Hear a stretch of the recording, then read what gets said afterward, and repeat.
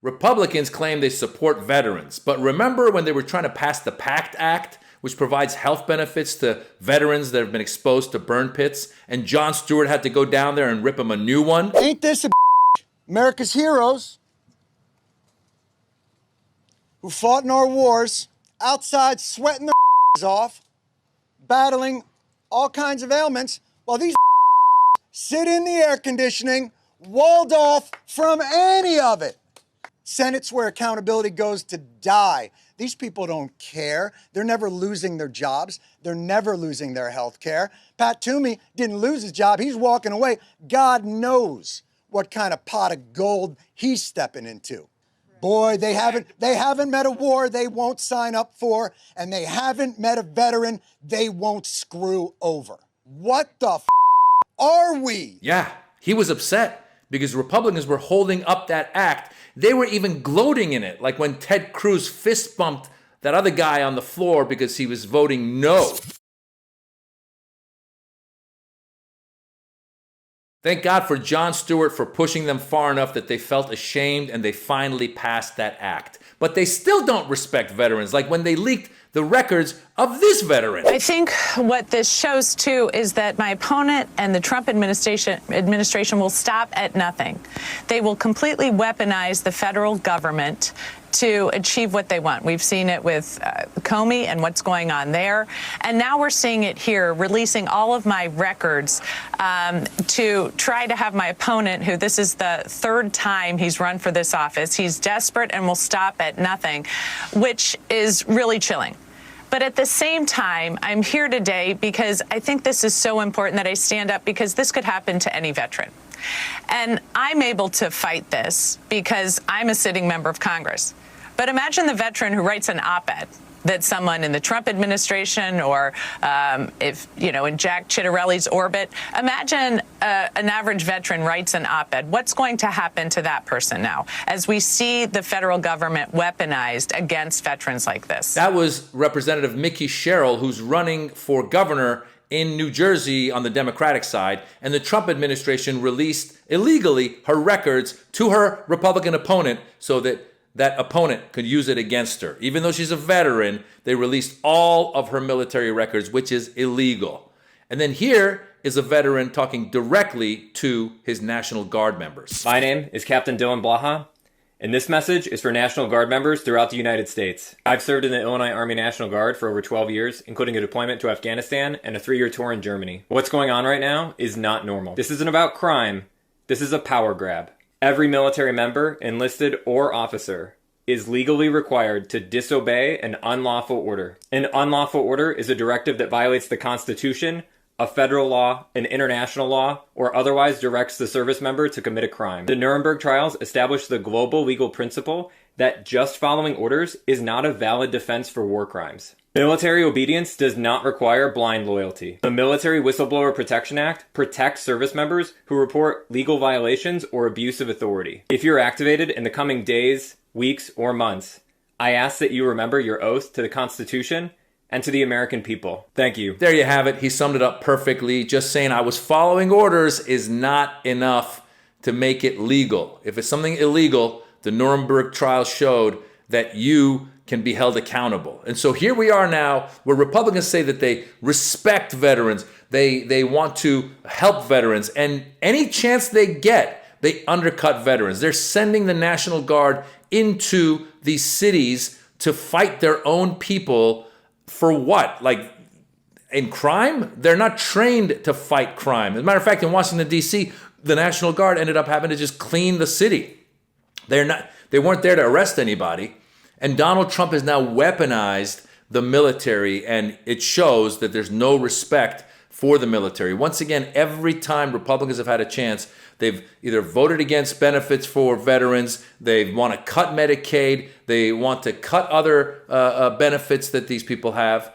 And it's a shame. It's really a shame that they claim to be one thing, but they're doing something completely different. To weaponize our soldiers right now the way they have, to send them into Portland, to send them into all these Democratic cities. They want to send them into New Orleans. They send them to Los Angeles. They sent the Marines into Los Angeles when there was protests happening against ICE, and a few people definitely did some things where maybe they, I don't know, they vandalized.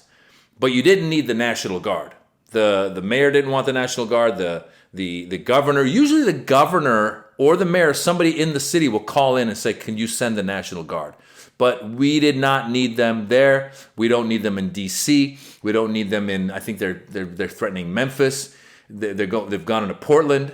So do they really respect these people? The National Guard, who's supposed to actually, do stuff that's necessary when there's stuff like when Katrina, that's when the National Guard comes out and helps. When there's actual riots going on, you call in the National Guard. But when you have protests against ICE, which by the way is another weaponized arm of this current administration, ICE is another department that has been funded. ICE has been funded more than many militaries around the world, and they're doing things like tackling the elderly or deporting or trying to deport, arresting citizens just because of the color of their skin. So this is another arm that's been weaponized. It's basically another internal military. It's kind of like our Gestapo. So they're sending those guys in, and then when people protest them, they go, we're going to send the National Guard in. And we respect our veterans. Really, you think the National Guard wants to show up and, try to stop their own fellow citizens who have the right to protest? You think the National Guard is excited about that when there's in Los Angeles, there's a few blocks that's protesting? The excuse now to go into Portland was that there was people protesting violently in front of the ICE office in Portland. And the truth is there hasn't been an arrest in front of that office since a few months back. So there really is not that much chaos happening on the ground, and yet the Trump administration and Republicans are okay with weaponizing the military in this way. They disrespect the veterans. They don't respect the veterans. If you respected a veteran, you would not have leaked the information of that congresswoman running for governor in New Jersey. If you respected veterans, you would not have voted against that PACT Act and held it up for partisan reasons. If you respected veterans, you would give them more and more benefits. You would take care of them. We send them overseas and we go rah, rah, rah. And then when they come back, we go, well, what do you want from us? What do you want from us? We're busy taking bribes from from lobbyists and lobby groups. We don't have enough time to care for you. We have a lot of veterans with mental health issues. We see that now with these people with the mass shootings. A lot of times you see that the person had served some time in the military, was having some issues, mental health issues, and those resources aren't there to take care of them. Why? Because Republicans want to cut those resources. They've cut mental health resources. They've cut, again, insurance with the big, beautiful bill that was a tax break for billionaires. They're cutting a lot of stuff that benefited veterans. And it's a shame because some veterans fall for it. Some veterans go, well, yes, the Republicans say they love us and therefore I'm with them. But then when they look at the back and at the end and they go, wait a minute, my benefits are being cut. Wait a minute, they're not voting for things that benefit me. What's going on? And so you get some veterans that are, have woken up to this fact that the Republican Party, when they say they care about veterans, they really don't. And especially this administration. We've seen Donald Trump over and over again insult veterans. He insulted John McCain. He insulted when he was in France during Trump won, when he asked his general or somebody, like, why would these people come and fight these wars? And he called them stupid, I think, or he said he was just demeaning them, debasing them. And we've seen that. He really does not have any kind of sympathy or empathy for veterans. Matter of fact, we all know he snuck out of getting into the Vietnam War by having bone spurs on his feet. So it's very, very rich that these same people who debase veterans the way they do, they talk down on them, they take away their benefits, they don't want to vote for a lot of their benefits, that they claim to support veterans. So, as a country, we owe a lot to these veterans who we send overseas. Ultimately, it would be great if we didn't have to enter these wars. But now the wars have come ashore. Now we're sending these people into cities to possibly have some sort of violent interaction with their fellow citizens. And that's not respect for these veterans. That actually is putting them in a bad situation. Because if protests do break out and these veterans end up having to shoot into the crowd, like Donald Trump wanted them to during the George Floyd protests, we know that for a fact, where I believe Mark Esper, who was his Secretary of Defense at the time, had said that, or maybe it was General McMaster, one of those two, said that Trump asked them, can we shoot into the crowd that's protesting? So he really has zero care for Americans, his fellow citizens. And so he wants his troops to shoot at their fellow citizens. That's not good for the fellow citizens. That's not good for the troops, because these guys have sworn an oath to protect the Constitution and protect America, not to be Donald Trump's private army. And yet Donald Trump considers them his private army. And he keeps sending them into places where really, if we respected veterans, some of these Republicans should be stepping up and going, what are you doing? Why are you sending these guys and gals to go to these cities that really don't need them? They really don't need them.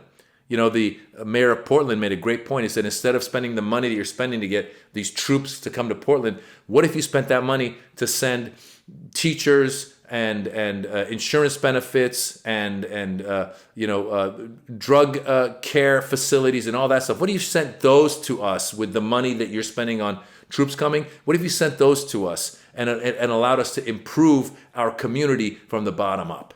But that's not the way they work. The way they work is they make everything bigger than it is. They make everything a cultural war. He's going into Democratic cities only when, meanwhile, per capita, some of the Republican cities have more violence and gun crimes than the Democratic cities do.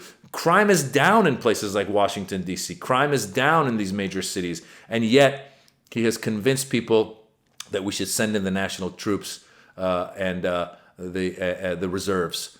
And no one on the Republican side is calling him out for it. And that is the problem, folks. We know Trump is an egomaniac, megalomaniac who doesn't care about anybody. But when you have the party not checking him on it, that's when we start going further and further towards authoritarianism, towards a situation in which when he decides to, if the elections come around and he's still, able to walk around, he may say, guys, I'm calling a national emergency and we're going to have the troops take over, and we're calling, once again, we're claiming that the election was rigged, or maybe he doesn't have an election. He just takes military control.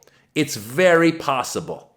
This could all be a practice for when 2028 comes around and he wants to stay in power, or put Don Jr. in power, or whoever the hell he wants to put in power. So, yeah, they don't respect troops. They don't respect the veterans. And I hope more and more veterans wake up and realize that that's the case. Guys, I'm comedian Maz Jobrani. I've got a channel right here on YouTube. It's at Maz Jobrani. Give it a follow. Let me know you found me here. And I'm touring all over the country. Go to mazjobrani.com. Come see me live. Thank you.